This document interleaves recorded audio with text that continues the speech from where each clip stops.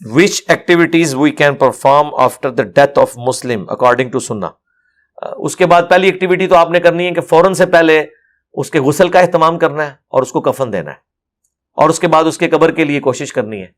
سب سے پہلی چیز یہ ہے کہ اس کو غسل دیں. یہ نہیں ہے کہ پوری رات آپ نے مردہ رکھا ہوا ہے یا 3 گھنٹے کے لیے رکھا ہوا ہے اور دفنانے سے تھوڑی دیر پہلے اسے غسل دیتے ہیں. نہیں، سب سے پہلے آپ نے غسل دینا ہے،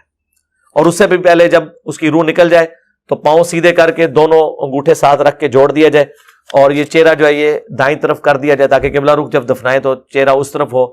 اور اس طریقے سے منہ بھی بند کر دیا جائے، کیونکہ وہ جس حالت میں ہوتا ہے پھر ویسے ہی سلسلہ آگے چلتا ہے.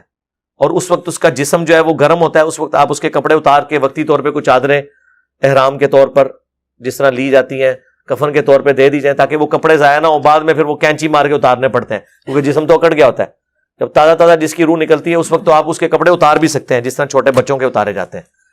باقی اس کے بعد اس کا حق یہ ہے کہ آپ اس کا جنازہ پڑھیں اور قبر پہ جا کے اس کو دفنانے کے بعد اس کے لیے دعا کریں، اور روزانہ دعاؤں میں یاد رکھیں مردوں کو. اصالِ ثواب کے 10 طریقے، میری ایک یوٹیوب پہ ویڈیو ہے وہ آپ دیکھ لیں.